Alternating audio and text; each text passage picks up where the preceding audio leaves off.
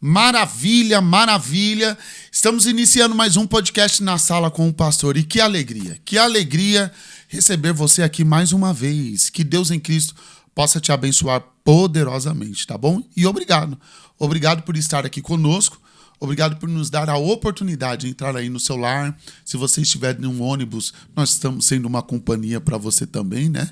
Tá o Pai, tá o Filho, tá o Espírito Santo e nós estamos juntos com você também aí nesse momento. E eu já quero te dizer que nós estamos felizes com o que Deus tem feito até aqui, tá? Eu estou feliz, Deus tem abençoado, glória a Deus por isso, mas nós entendemos que dá para alcançar mais pessoas. Então, faz o seguinte, nos ajude, compartilha, convida pessoas para assistirem este conteúdo, porque essas pessoas também serão edificadas em nome de Jesus. Eu quero te pedir para você já curtir, comentar, compartilhar e se inscrever no canal se você ainda não for inscrito, porque com certeza todo o conteúdo que aqui é postado, ele vai edificar a sua vida poderosamente. Pois bem, hoje eu estou tendo a alegria de receber pela segunda vez aqui comigo, o nosso querido pastor Lucas Gomes. Ele está presente hoje aqui para a gente falar de um assunto maravilhoso. Nós vamos abordar um pouquinho da história da igreja, nós vamos abordar um pouquinho de como a Bíblia foi aceita aqui no Brasil, né? Como a Bíblia foi introduzida aqui no Brasil. Então vai ser um assunto de extrema importância para você conhecer um pouco da história da igreja, mas que também vai edificar a sua vida poderosamente.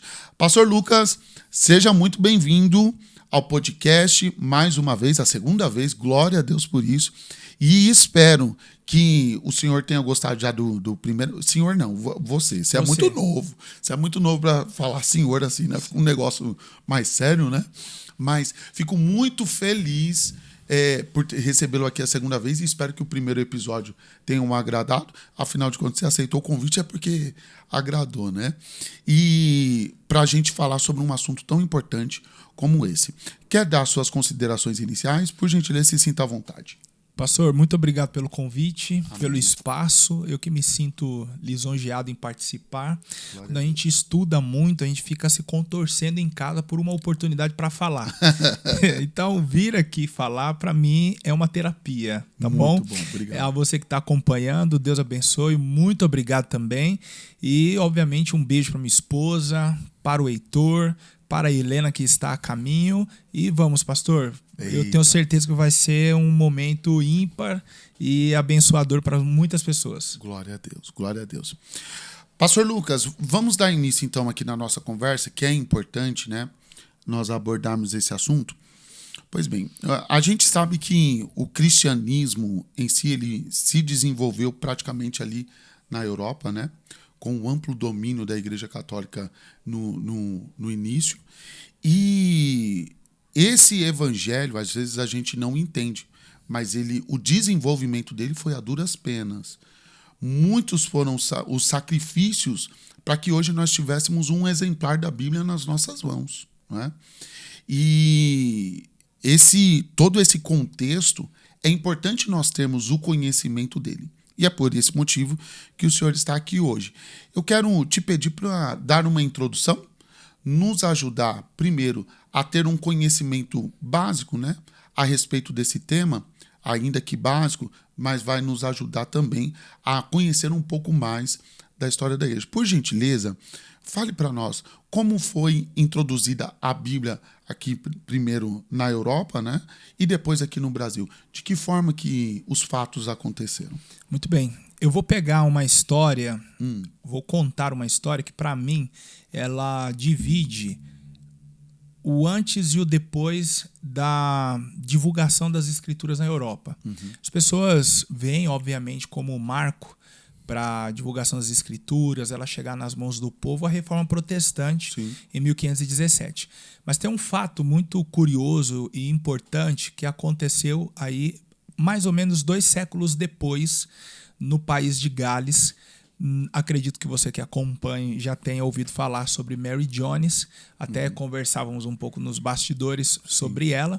E resolvo então começar com essa história.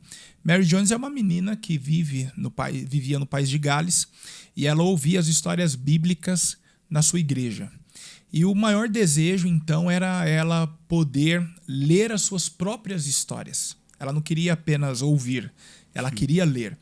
E aí ela esbarra num problema que não é só do país de Gales, era um problema também na Alemanha, quando Martinho Lutero deu início à Reforma Protestante, e foi um problema no Brasil durante todo o século XIX.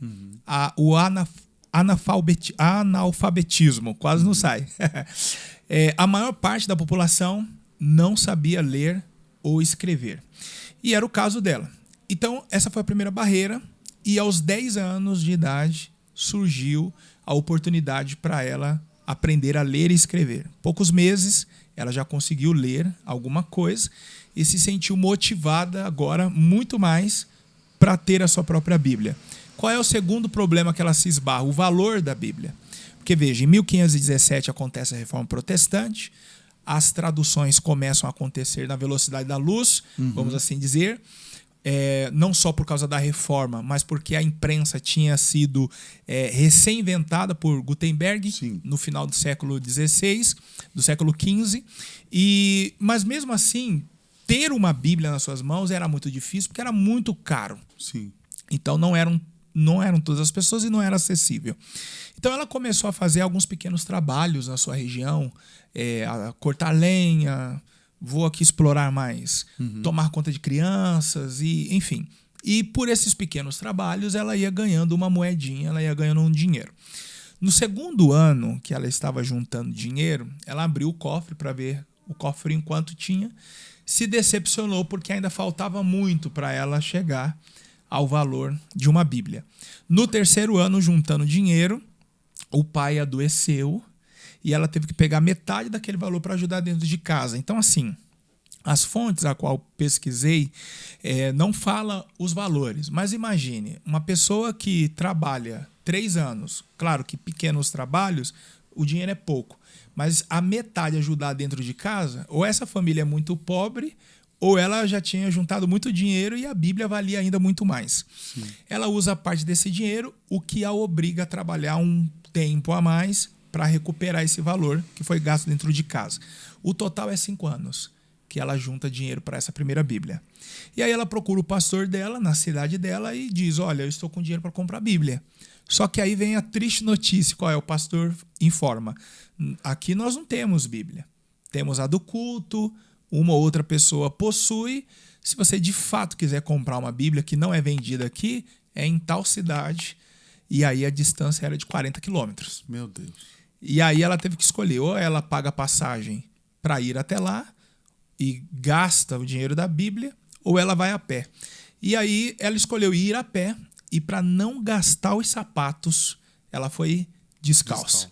Caminhou 40 quilômetros para poder adquirir essa Bíblia.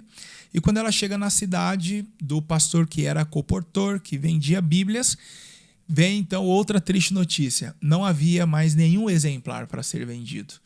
Os poucos que ele tinha já tinham sido encomendados. Faltava apenas receber o dinheiro.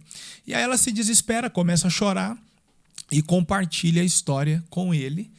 E aí ele, tocado pela história, para não permitir ela voltar a pé para casa, ele dá a Bíblia para ela, para que ela então tivesse condições de pagar a passagem e voltar para casa. Aí Mary Jones, a sua história termina, ela alcança o seu objetivo. Agora ela sabe ler e ela tem uma Bíblia pessoal para poder ler as suas próprias histórias. Mas o seu legado fica, porque esse pastor compartilha a história dela com um grupo de sócios em uma sociedade que eles tinham, onde publicavam panfletos evangelísticos no país de Gales.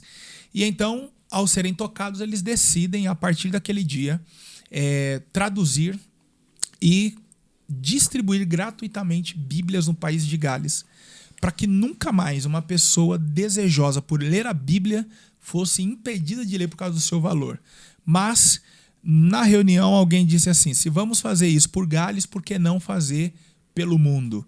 E aí nasce a Sociedade Bíblica Estrangeira, que começa esse trabalho em toda a Europa, uma distribuição gratuita das Sagradas Escrituras até chegar no Brasil, e aí fica para daqui a pouco. Sim. Se você quer falar alguma coisa, fica à vontade. Porque senão eu tomo conta do programa. Não tem problema.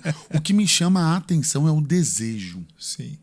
Que ela tinha por conhecer mais da palavra de Deus. E isso não vem senão por uma comoção, uma ação direta do Espírito Santo de Deus. Com certeza. Né?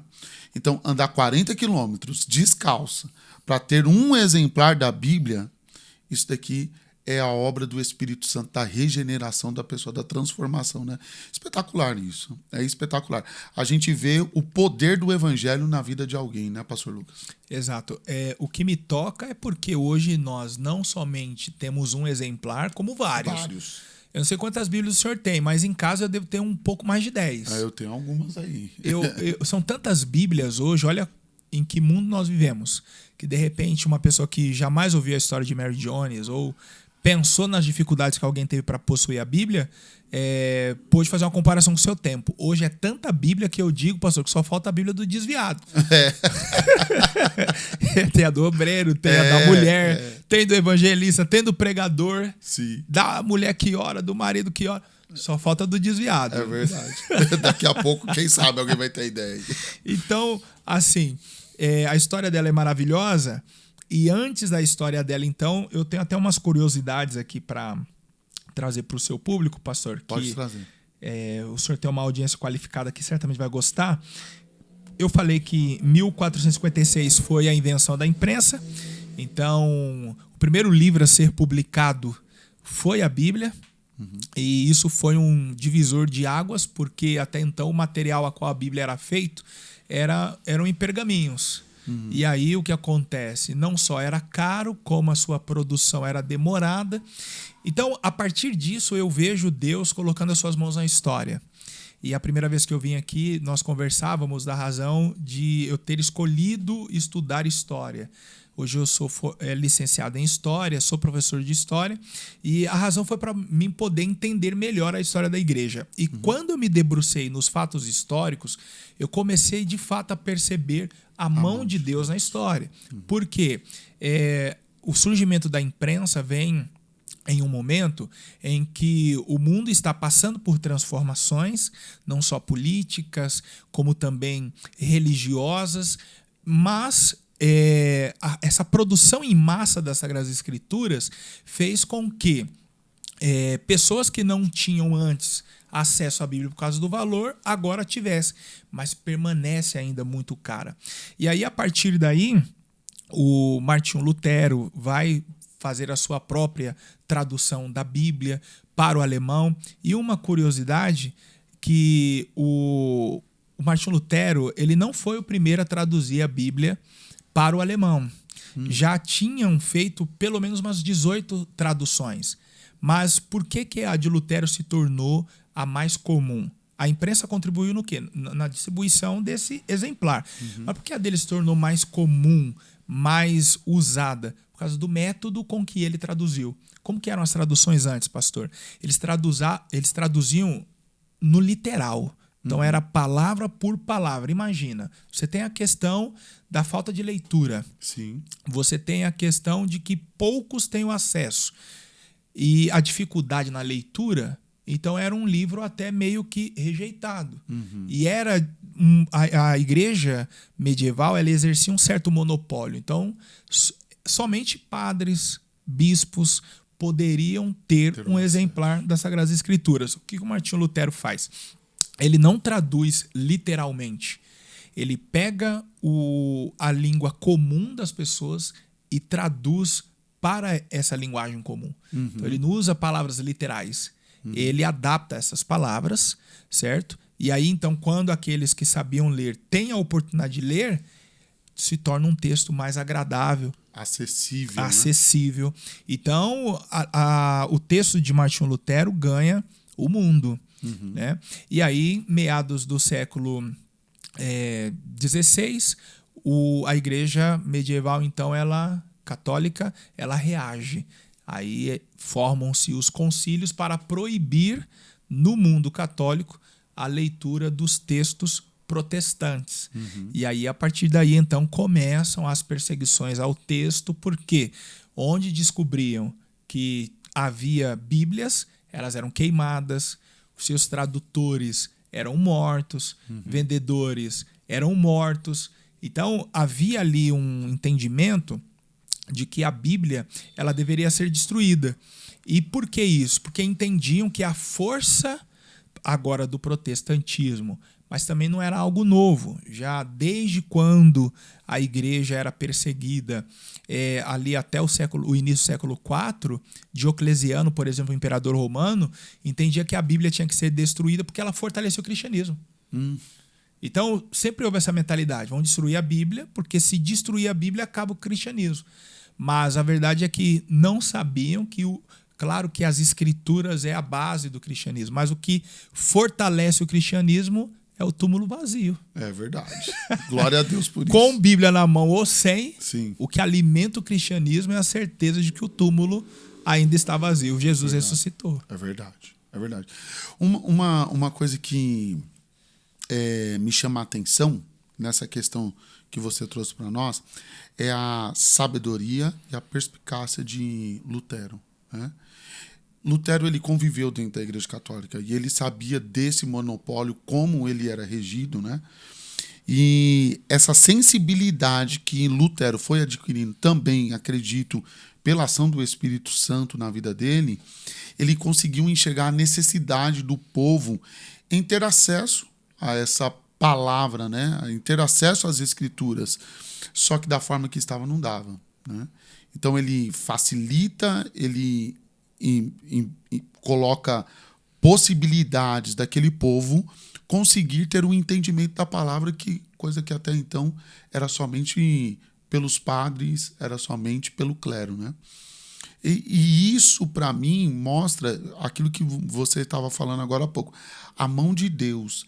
Quem Deus escolheu e como Deus colocou o propósito dentro do coração daquele homem para alcançar vidas, né? É uma coisa espetacular. É Deus agindo na história. Deus agindo na história. E ele motiva outros a fazerem o mesmo. Por exemplo, ele publica a sua Bíblia para o alemão, e aí em 1523, Tyndale termina a tradução da Bíblia também para o inglês. Então ele traduz do latim, grego para o inglês. E aí ele também é perseguido por isso, ele é morto por isso. Só que enquanto ele estava perseguido, olha a frase que eu encontrei dele. Ele, preso, disse assim, ó: se Deus poupar a minha vida por alguns anos, farei de tudo para que até mesmo um menino que corre atrás do arado, isso ele falando para o rei, se Deus poupar a minha vida por mais alguns anos, farei de tudo para que até um menino que corre atrás do arado saiba mais sobre a Bíblia do que você. Meu Deus do céu. E aí ele foi pendurado em uma estaca e estrangulado em 1536. Enquanto executavam ele, ele bradou assim, olha que forte: abre, Senhor, os olhos do rei da Inglaterra. Meu Deus. Não, isso aqui é tremendo, porque olha a oração dele enquanto está sendo morto. Primeiro ele pediu para Deus para viver um pouco mais. Sim. Porque a pessoa mais simples na Inglaterra ia ter acesso à Bíblia, se dependesse dele. Enquanto está sendo executado, ele ora para Deus abrir os olhos do rei da Inglaterra. E quem era o rei da Inglaterra? E aí, assim, eu vou repetir isso algumas vezes aqui hoje. A mão de Deus surge de novo na história. Como? O rei da Inglaterra era Henrique VIII. E Henrique VIII, ele vinha travando uma briga com a Igreja Católica, com o Papa. Por quê? Ele era casado com uma mulher chamada Catarina de Aragão. E ela lhe deu uma filha e não um filho. E qual era o desejo dele? Ter um menino para assumir o trono. Quem foi essa menina? Maria Tudor, mais conhecida como Maria Sanguinária. Porque quando ela reinou, ela matou quase 300 cristãos na Inglaterra. Mas até então a briga dele com o Papa é porque ele quer divorciar da Catarina para se casar de novo e então tentar um filho, porque esse menino não nasce de jeito nenhum. E o Papa não quer dar o aval para esse divórcio, porque até então, pelas leis da igreja, só adultério ou morte para livrar desse casamento. E ele, então, sendo ameaçado de ser excomungado se divorciasse. E estoura a A reforma protestante já tinha acontecido na Alemanha. E o que então deseja fazer o Henrique VIII e faz? Aderir à reforma na Inglaterra, porque assim ele rompe com a igreja. Ele ganhou muito. Então, assim, ele adere à reforma na Inglaterra não por questões religiosas, é por questões políticas. Ele não está nem aí com a autoridade das escrituras, ele não está preocupado que é somente Cristo, é somente a fé, os solas ali da reforma. A questão dele é estritamente pessoal e política. Por quê?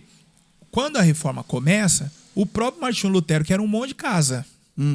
Então a igreja não defende, o protestantismo não defendia o celibato como a igreja católica. Sim. Então para ele é uma vantagem. Eu posso me divorciar, agora eu caso de novo, fora o que ele ganharia com a saída da igreja católica da Inglaterra. A igreja perdeu terrenos, ele se tornou mais poderoso e tal. E tudo isso acontece quando? 1 ano depois da morte de Tindale. 1 ano depois está o Henrique VIII fundando a igreja anglicana na Inglaterra e distribuindo exemplares da Bíblia Sagrada traduzida por Tindale na Inglaterra. E olha a oração dele: Senhor, abre os olhos do rei da Inglaterra. Então, uma questão política, pessoal, abre caminho para o compartilhamento das escrituras em toda a Inglaterra. O avanço do evangelho. Exato. E é interessante, né, a gente observando isso, porque às vezes, Pastor Lucas, isso daqui é uma coisa que está me pegando, inclusive, com essa história que você está nos trazendo aqui, né, esse fato. Deus, ele não depende de ações boas ou ruins para ele implementar a vontade dele. Ele implementa a vontade dele, que é soberana. Sim. Seja o mal agindo, seja o bom agindo. Deus, ele implementa a sua vontade. Henrique VIII tinha um interesse político na ação, mas, querendo ou não, ele foi instrumento de Deus para o avanço do evangelho. É o que nós entendemos sobre vontade soberana.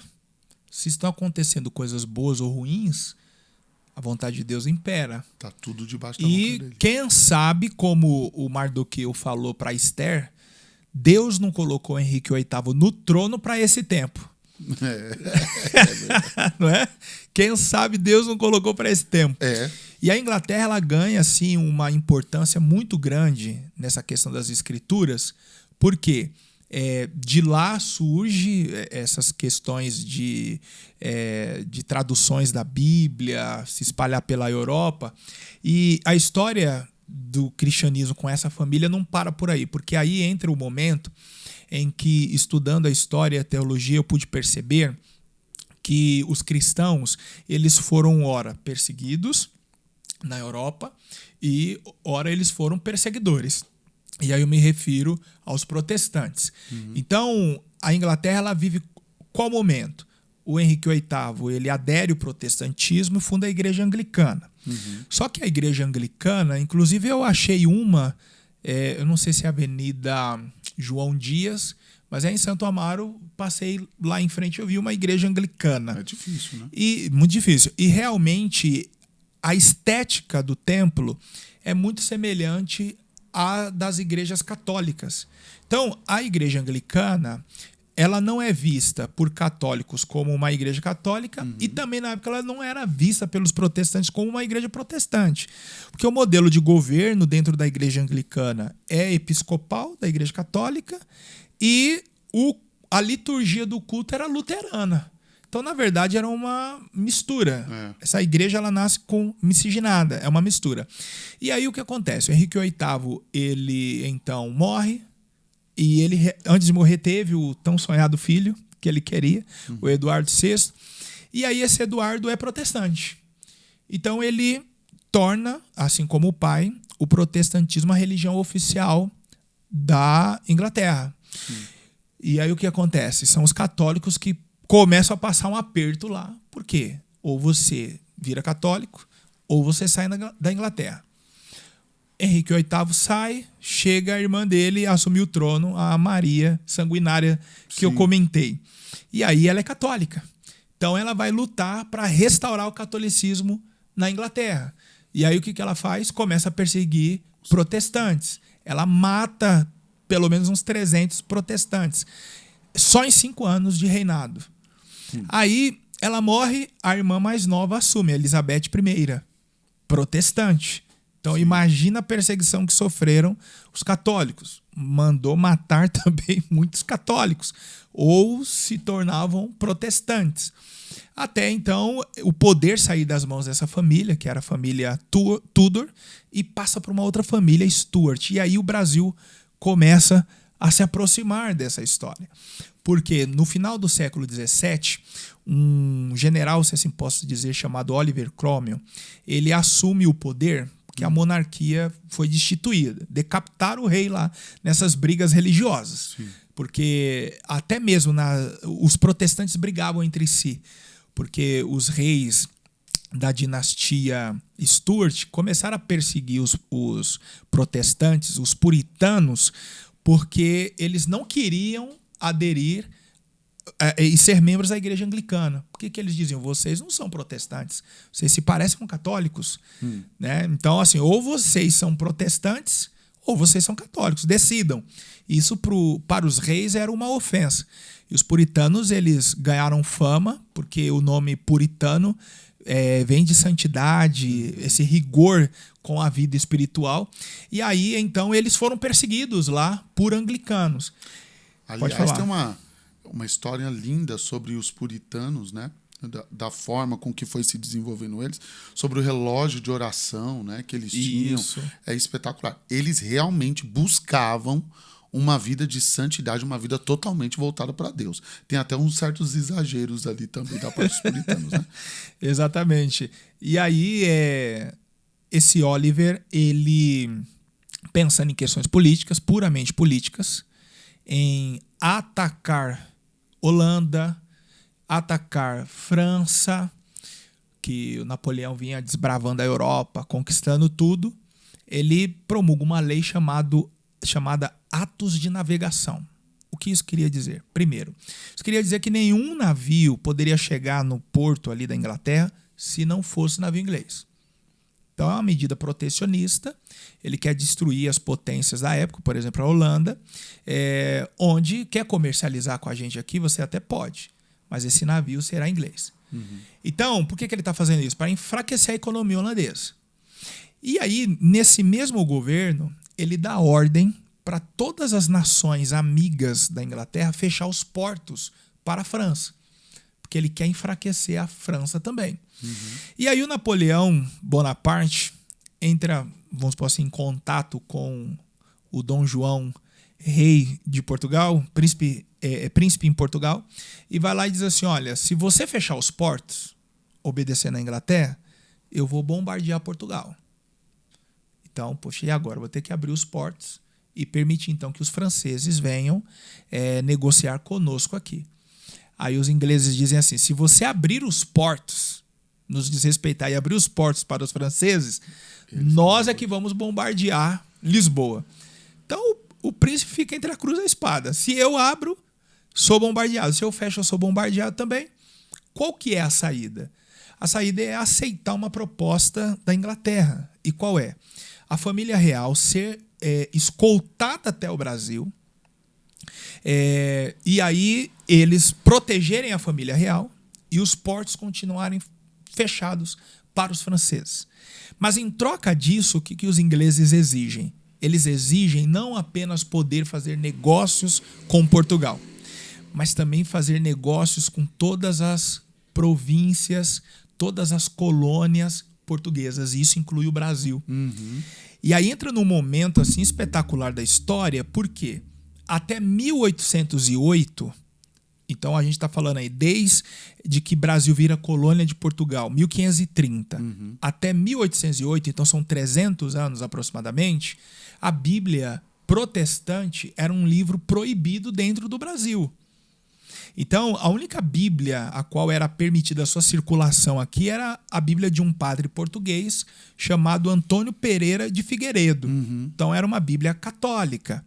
E o que acontece? As pessoas até poderiam ler a Bíblia nesse momento no Brasil, mas desde que fosse a versão católica e mediante uma autorização do padre da região.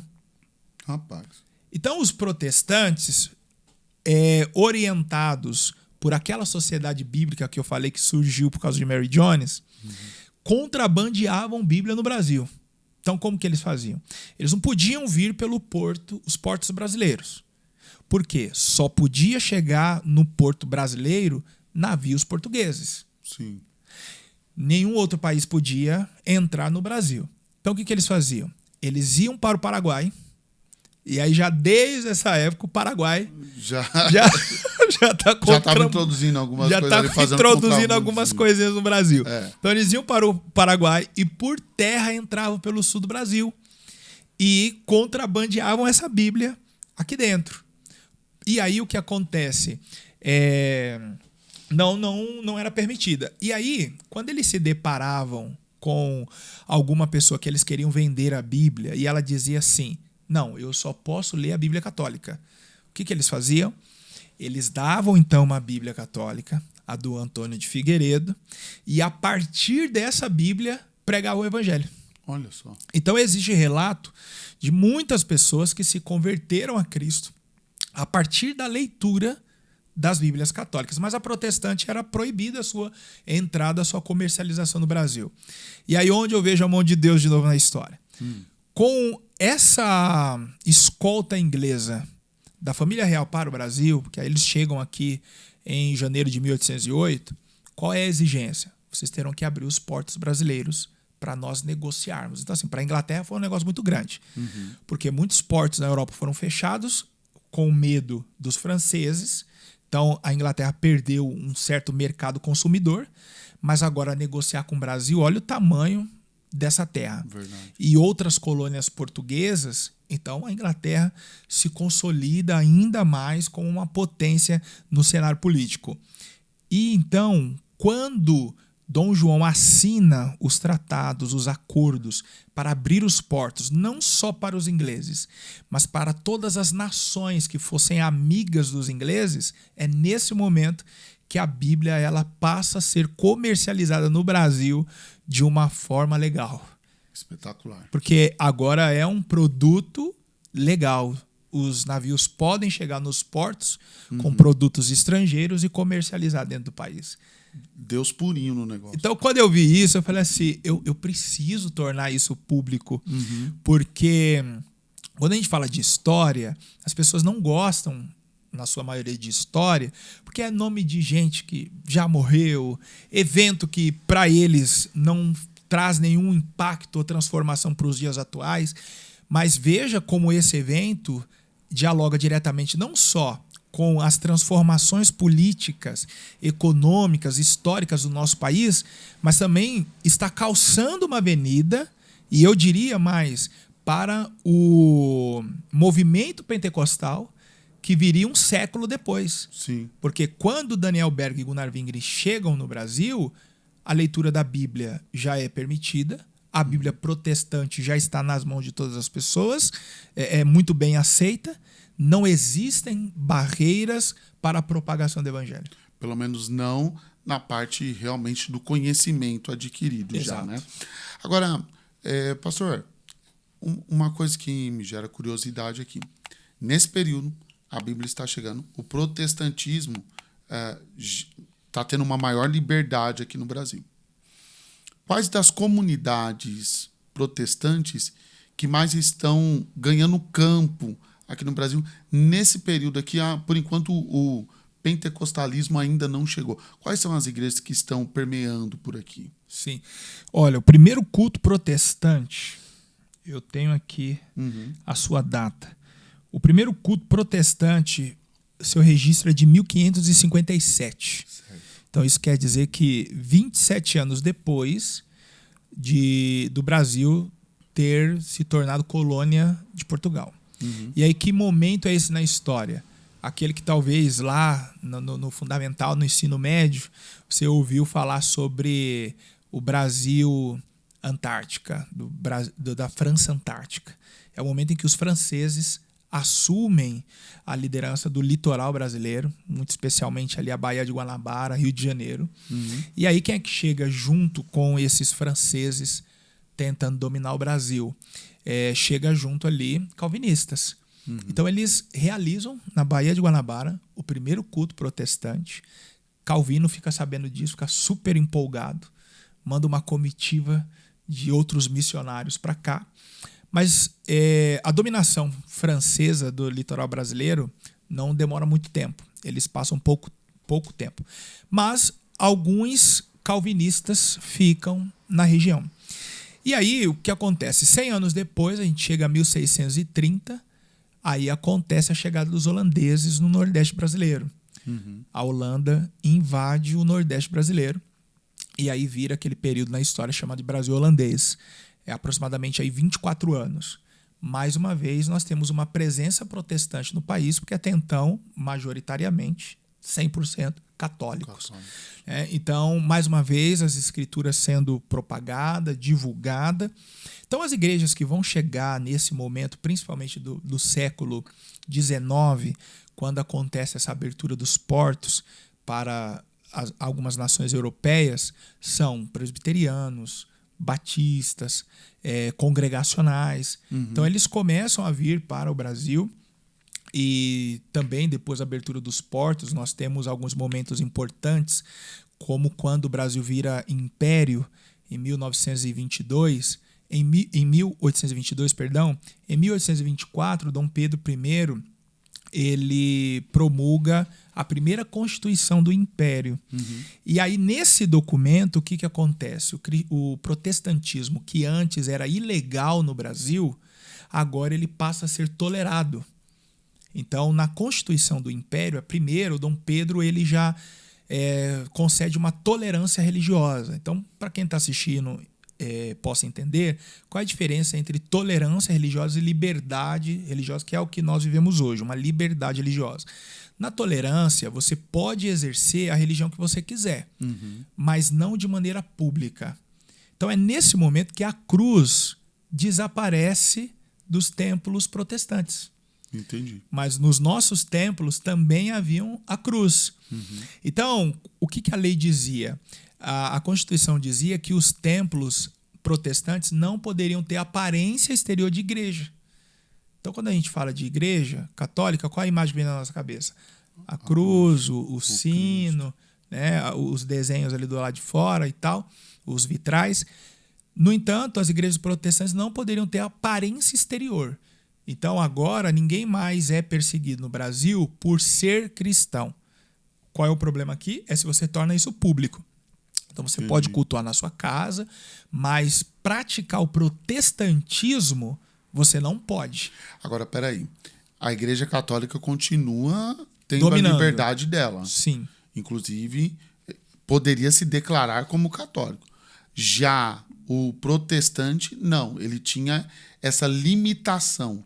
Poderia até ser, mas não poderia propagar evangelizar, por exemplo. Evangelizar não poderia. Culto ao ar livre, não poderia. Entendi. Seria desrespeitar a lei do império. Entendi. Era inconstitucional. Imagino eu que tinha muitas perseguições nesse momento. Poderia ser preso. Né? Eu não cheguei a encontrar documentos sobre pessoas terem morrido no Brasil por ser cristão, mas elas eram levadas para Portugal para passar pelo Tribunal do Santo Ofício, para lá serem julgadas. Mas no Brasil, não. Então, teve pessoas que foram presas por praticar o protestantismo, como Robert Kelly, o fundador da escola dominical no Brasil. Se eu não estiver confundindo os nomes agora, porque tem o fundador na Europa e o do Brasil. Mas o do Brasil, ele foi preso por praticar o protestantismo. Então, por quê? Porque ele estava distribuindo bíblias. Foi preso. Então, de 1824 até 1889, quando de fato agora tem a primeira Constituição da República e acontece uma liberdade religiosa, dentro desse recorte histórico, qual era o cenário do Brasil? Quem nascia ainda era registrado por um padre. Então, a igreja cuidava dos registros de nascimento. A igreja cuidava dos registros de morte. A igreja cuidava do casamento. Então, igreja e Estado se confundiam ainda nesse período. Então, os protestantes estão vindo para o Brasil, porque pelo sim, pelo não, com essa tolerância, o Brasil ainda era o melhor lugar. Porque na Europa ainda acontecem perseguições, brigas religiosas. Então, vir para o Brasil ainda é um bom negócio. Então, é nesse momento que chega os batistas, os congregacionais, os presbiterianos, e durante quase todo o século XIX existem esses problemas. Então, por exemplo, se um protestante morresse aqui no Brasil, ele não podia ser sepultado em um cemitério, porque eles eram administrados pela Igreja Católica. Entende? Tinha que ser no quintal de casa. No quintal de casa. Os casamentos, eles não tinham o efeito civil. Por quê? Quem dava legalidade para aquele casamento era a Igreja Católica. Então, os protestantes que casavam no Brasil não tinham o registro civil daquele casamento. A igreja, no princípio, aqui no Brasil, também teve muita perseguição, né? Um fato interessante que você nos notificou aqui hoje é que é engraçado, né? Essa dualidade. Tinha momentos que o protestantismo foi perseguido, mas teve momentos também que o protestantismo foi perseguidor, né? Mas o que me chama mais a atenção aqui, nesse ponto, aqui no Brasil, teve algum momento de soberania do protestantismo ou sempre foi a Igreja Católica que teve essa soberania, essa unidade com o Estado? De 1530 até 1889, sempre a Igreja Católica. Entendi. O protestantismo nunca assumiu uma liderança. Porque quando a Igreja perde essa hegemonia, esse monopólio, é porque o Estado se torna laico. Não porque, de repente, um presidente era cristão e como acontecia na Europa. Momentos na história onde, se o rei era católico, todos deveriam ser católicos. Quem não fosse tinha que procurar sair de lá. Se o rei fosse protestante, todos se tornavam protestantes. Se fossem católicos, seriam perseguidos. Entendi. Mas aí, assim, eu já ouvi muitas pessoas falarem assim, a religião foi a causa de muitos conflitos, de muitas mortes. O que a gente não pode esquecer é que, seja o catolicismo perseguindo, ou seja o protestantismo, nesse cenário da Europa, século XVI, século XVII, século XVIII, não é só questão religiosa aqui, é puramente política. Por quê? Existiam dois poderes, o poder temporal e o poder espiritual. Quem exercia o poder espiritual? A igreja. Quem exercia o poder temporal? Os reis. O que os reis queriam? O que líderes da igreja queriam? Exercer os dois poderes. Então, reis e papas brigam entre si e também incendeia o povo nessa situação. Mas o que está por trás da política é a política, não é só a religião. É os dois que não estão tendo um casamento perfeito. Entendi. Pastor, agora a igreja, pois bem, ela foi se desenvolvendo aqui no Brasil, houve uma expansão do protestantismo e automaticamente também teve um crescimento da Bíblia protestante, né? A distribuição da Bíblia protestante. E nisso a gente vai observando que, beleza, o evangelho ele vai crescendo, vai desenvolvendo, vai ganhando espaço. E quais as igrejas desse início que começaram a ter essa expansão mais de uma forma mais expansiva mesmo? Quem estava tendo esse crescimento de uma forma mais expansiva? Qual das igrejas? Era presbiteriana? Era batista? Me explica um pouquinho disso. Então, essas igrejas, elas começam a crescer muito ao mesmo tempo. Por quê? Quando você pega ali em meados do século XIX em diante, então 1850, 1860, já começa a acontecer algumas leis que contribuíram para a abolição da escravatura em 1888. Então, quais leis? Por exemplo, a lei do sexagenário. O escravizado seria liberto com 60 anos. Aí depois vem a lei do ventre livre. Então, a partir daquela data, toda criança, filhos de escravizados que nascessem no Brasil, nasceria livre. No entanto, ele permaneceria na tutela do senhor de escravos até os 20 anos. Então, a partir dos 21 é que, de fato, ele estaria livre. Na verdade, são leis que diriam assim, para cego ver, não está resolvendo muita coisa, mas Parece até meio ruim essa fala, mas está acontecendo alguma coisa. Parece que é só uma maquiagem, mas está contribuindo. Então, o que o governo brasileiro, o que o Império começa a perceber, e lógico que muito influenciado pelas elites na época que eram fazendeiros e tal. Eles começam a perceber que dentro de algumas décadas o negro iria desaparecer do Brasil. Por quê? Também foi aprovada a lei pelos ingleses, a proibição do tráfico negreiro entre África e Brasil. Então, assim, o fato é que a partir de 1850, os escravizados que tinham no Brasil eram esses que iam ficar. Não, a África não iria abastecer mais esse mercado. E eles iam envelhecer, eles iam morrer. Então, e aí, como é que vai ser se perdermos essa mão de obra? Então, começa um incentivo por parte do Império, e aproveitando esses laços com Inglaterra, Portugal, para que viessem estrangeiros para o Brasil. Então, é aí que começa uma massa de europeus, asiáticos, a virem para o Brasil. Com qual intenção? Trabalhar. Só que aí entra num conflito. Por quê? Muitos desses trabalhadores eram protestantes. E eles não querem vir para o Brasil para ser perseguido, para ter dificuldades. Então, o que a Inglaterra começa a fazer? Começa a pressionar o Brasil para uma liberdade religiosa. Então, os que vêm para trabalhar, aproveitam dessa tolerância para exercer o seu culto. É uma igreja que cresce, mas essas igrejas históricas, elas crescem entre a elite brasileira. Ela não consegue ainda alcançar a grande massa. E tem algumas razões para isso. O culto e o inário, a ministração, era no idioma deles. Então, inglês, espanhol, francês, e não em português. E aí você tem uma massa, um público majoritariamente escravizado, que está à margem desses trabalhos.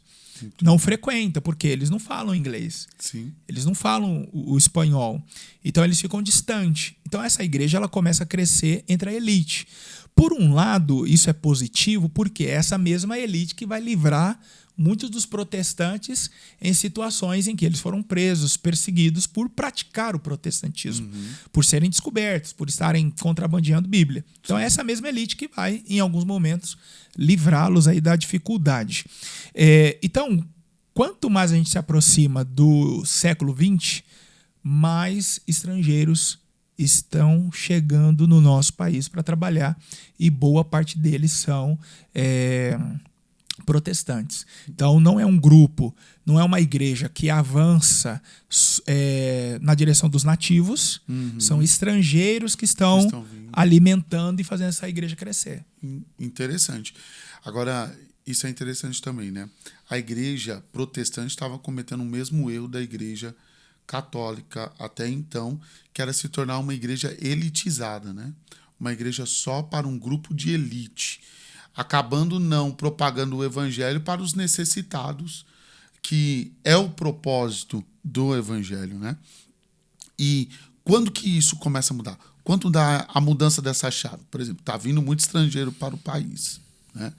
Esses estrangeiros que estão vindo, são eles que começam a ter o interesse de levar este evangelho para os nativos e para os mais pobres? Como que esse fato acontece? Então, mais uma vez, passa por decisões políticas.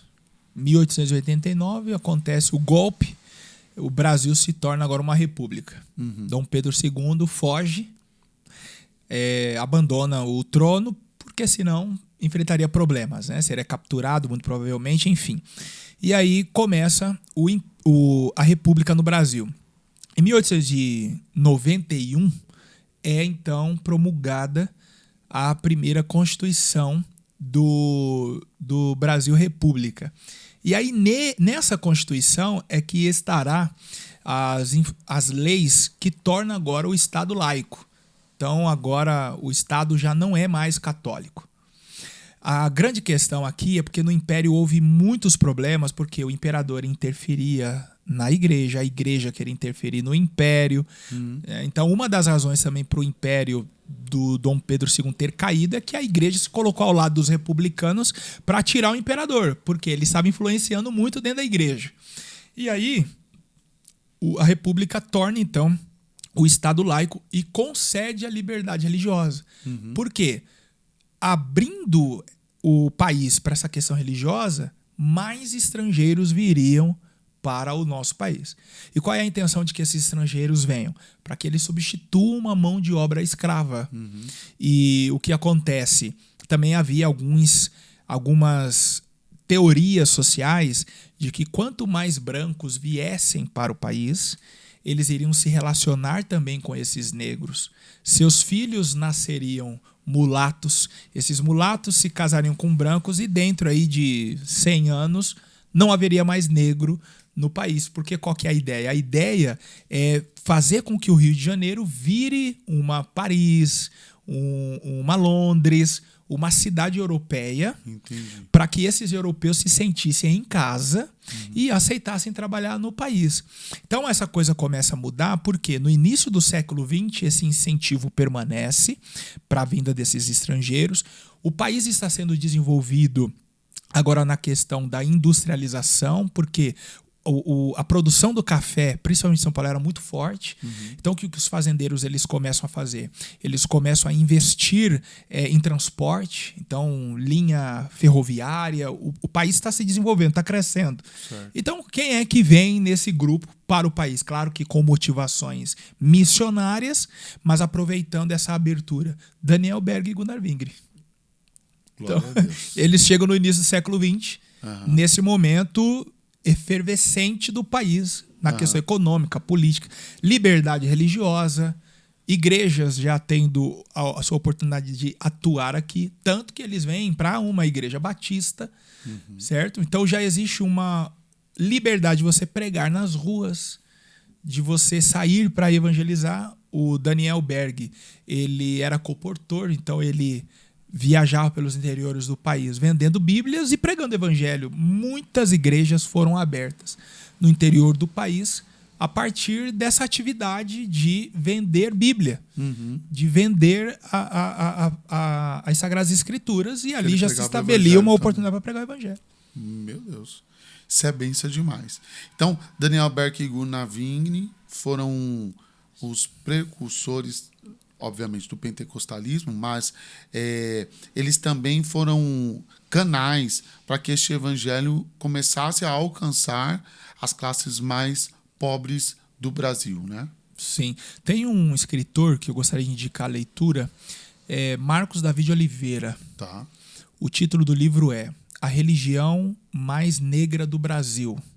Aí na hora que eu vi esse título, eu tomei um impacto. A religião mais negra? Será que ele vai falar de alguma religião afro e tal? Aí quando eu li a sinopse do livro, uma resenha, eu falei, eu preciso adquirir esse livro. Porque ele trabalha exatamente isso. Existem, e aí entre a maioria dos cristãos, uma explicação bíblica, teológica, espiritual para o expansionismo do movimento pentecostal no Brasil, uma ação do Espírito Santo, eu não duvido disso. Mas o Marco Davi, ele é pastor batista, doutor em história, ele traz uma explicação social para a expansão do movimento pentecostal, seu crescimento avassalador no país. E qual é? Ele diz que no século XIX, as igrejas históricas que chegaram aqui, esses estrangeiros, eles realizavam, como eu disse, o culto em inglês, espanhol, francês. A música era clássica, porque é essa herança europeia que eles trazem para o Brasil. No entanto, Daniel Berg e Gunnar Wingre, eles, mesmo sendo europeus e também bebendo dessas mesmas fontes, eles passam antes pelo movimento da Rua Azusa, liderado por um negro.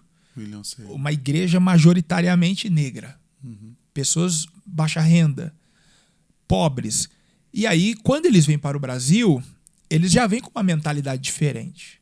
E não uma mentalidade europeia de compartilhar a palavra e atingir somente contemporâneos ali europeus. Então eles querem de fato alcançar a grande massa. Eles entendem que essas pessoas precisam compreender a mensagem do evangelho. E aí, durante o primeiro ano deles aqui no país, o Gunnar Wingli aprende o português. Então, o seu primeiro sermão é em português. Então, isso trouxe um impacto muito grande, porque até então, o culto que afastava, por causa do idioma, o estilo de música, agora aproxima, porque tem alguém ali falando numa língua que eu conheço e tem um movimento lá estranho que não acontece em lugar nenhum. Estão falando as línguas estranhas, a música é diferente. Então, o Marco David Oliveira, ele diz que essa música pentecostal, mais quente, com usos de instrumentos que não são tão não eram presentes numa orquestra, por exemplo, começa a atrair os negros. E aí, até então, quando ele escreveu esse livro, ele traz os dados lá, porque ele faz uma pesquisa em todas as igrejas que existem no país, pentecostais e históricas. E aí ele consegue comprovar que na Assembleia de Deus, na Deus é Amor, na Universal e tantas outras igrejas, a maior parte do público é negro. E por que isso? Gerou uma identificação, porque essa questão da música quente, agitada, rítmica, é africana. Interessante. Então eles se sentiram em casa quando se depara com um culto pentecostal. Olha, tais fatos como esse nos faz entender um pouco das características das igrejas, né? A história traz muito esse peso. Dá para a gente entender de onde veio e por que as igrejas são, porque são de tal forma, né? E me fascina saber que o pentecostalismo foi a porta para nós alcançarmos vidas que até então, naquele momento, se sentiam excluídas dentro de uma sociedade que deveria ser de acolhimento, né? E isso, para mim, é espetacular. Isso também, aquilo que você já disse, né? É por intermédio de ações como essa que nós vemos também a mão de Deus, alcançando os menos favorecidos, né? E mais necessitados. Isso é espetacular, pastor Lucas. Eu tenho certeza que muitos dos irmãos que estão nos acompanhando aqui não tinham ciência dessa história e de tais fatos. Olha, nós já estamos aqui há um bom tempo, chegamos aqui no nosso encerramento, infelizmente, porque o assunto está interessante. Aliás, eu já quero estender um convite para você. Eu acho que eu estou abusando, né? Mas eu gostaria que você voltasse aqui para a gente falar a respeito da história dos avivamentos também, que é tão interessante, né? E também tem uma importância muito grande para o pentecostalismo chegar aqui no Brasil. Então, eu queria te convidar um dia para você vir trazer um pouquinho dessa parte da história, né, da igreja para nós aqui. Pastor Lucas, eu quero agradecê-lo. Que conteúdo, que aula que foi dado aqui hoje.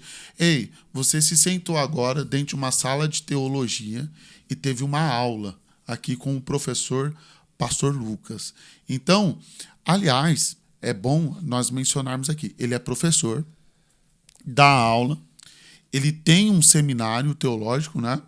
E ele vai divulgar aqui um pouquinho para você. Se você gostou da didática, de tudo que ele está trazendo aqui como informação para você e da forma como foi abordado, tá aí a oportunidade de você se aproximar mais ainda e ter esse conhecimento vasto aí para a sua vida, tá bom? Pastor Lucas, eu quero que você já notifique para o pessoal os seus contatos, obviamente, notifique também a respeito desse seminário teológico, do curso teológico que você ministra e que também é o diretor desse curso, né? E a respeito do livro que eu estou vendo aí, que já está em suas mãos. Muito bem. Então, primeiro falando do nosso conteúdo aqui, se você tiver o interesse de entender um pouco mais, pelo menos dessas questões da Bíblia aqui no Brasil, a indicação que eu vou fazer para você é do livro de Luiz Antônio Giraldi, A Bíblia no Brasil e Império. É o livro lançado pela Sociedade Bíblica do Brasil. Então tem muita coisa aqui legal que daria aí pelo menos um ano de podcast para a gente compartilhar somente sobre a Bíblia. Agora sim, aproveitando o espaço que o pastor concedeu aqui, eu sou diretor-geral em um instituto de teologia, o Instituto Queires. Você pode procurar aí na internet www.institutoqueires.com. Lá você terá acesso aos nossos cursos de especialização em teologia. Por exemplo, nosso carro-chefe lá, pastor, é o curso de oratória. Então, não apenas pregadores, ensinadores, mas também vendedores, pessoas em geral que lidam com o público, nos procuram para desenvolverem melhor as suas apresentações, a sua dicção, as suas ideias. Então, este curso que o Instituto Queires oferece trabalha isso para você. E também lançamos este ano o curso Essencial em Teologia. Eu sempre digo assim, esquece o básico em teologia, você precisa agora do essencial. Porque nós selecionamos 12 matérias essenciais para o desenvolvimento cristão. Então, seja você membro de qualquer igreja, obreiro, pastor, e neste momento entende que 2026 tem que ser o ano em que você deve fortalecer as suas bases bíblicas, espirituais, teológicas, esse curso é para você então. E aí, por último, a única coisa que eu queria falar agora é sobre meu livro. Eu lancei no final do ano passado. Quando eu vim aqui, eu já estava com ele? Já, mas né? eu acho que você não estava com o exemplar aqui. Era? Do guia prático Não, estava assim, você chegou a falar dele. Então, é o guia prático de combate à evasão dominical. A proposta desse livro aqui é orientar professores e superintendentes da EBD a como combater a evasão. Então, eu percebi, pastor, durante 7 anos que fui superintendente e ainda nos quase 20 anos que leciono na EBD, que existem muitas coisas que, se corrigidas na administração, na didática do professor, ele consegue evitar a evasão. Então, esse livro ele nasce a partir de muitas pesquisas que fiz com alunos meus. Alunos contribuíram com a pesquisa também em suas igrejas, nas igrejas por onde eu passei, perguntando aos irmãos por qual motivo eles não participam da EBD e por qual motivo aqueles que participaram não participam mais. Muito mais cômodo para nós, enquanto pastores, falar assim, o povo é preguiçoso, não gosta de acordar domingo de manhã, sente aversão à palavra, mas é um discurso raso, por quê? O nosso culto, 50% é apoiado na Bíblia, se não 100%, porque até os hinos nascem das Escrituras. É verdade. Todo cristão ama a palavra de Deus. Então, para ele não ir para a EBD, é porque tem alguma coisa errada.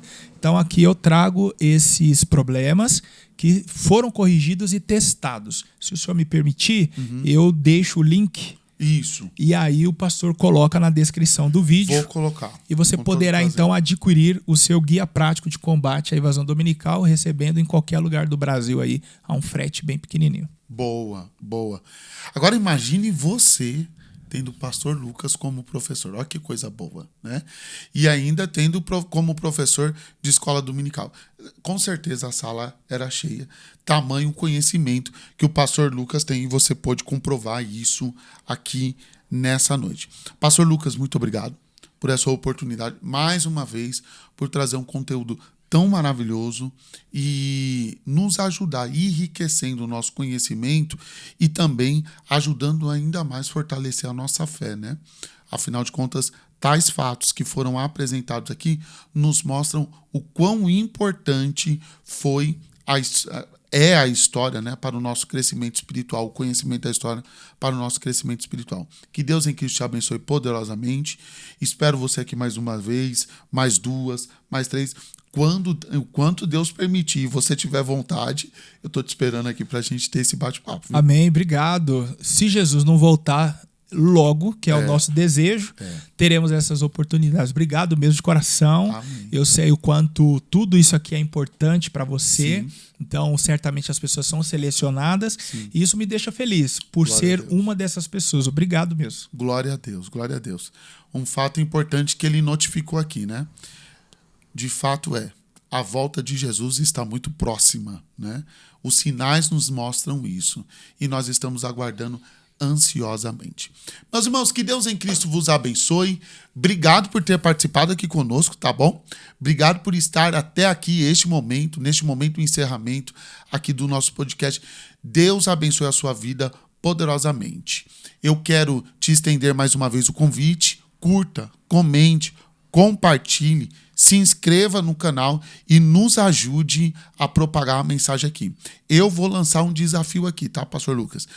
Quando nós chegarmos, pelo menos, nós estamos com quase 200 e pouquinhos inscritos. Quando nós chegarmos no 300, eu vou sortear uma Bíblia aqui para os irmãos, para os inscritos, que depois eu vou lançar lá para você se inscrever, e aí eu vou fazer um sorteio de uma Bíblia para cada um que for inscrito aqui do canal e que também tiver dentro desse formulário que eu vou disponibilizar, tá bom? É isso, agradeço mais uma vez a sua participação até aqui, que Deus em Cristo te abençoe, uma semana abençoadíssima para todos vocês, um final de semana agora, não é? Cheio de bênçãos, e que Deus, ele possa te abençoar abundantemente e que você possa viver o amor dele intensamente, em nome de Jesus, tá bom? Um forte abraço, fique com Deus e até a próxima, se Deus quiser.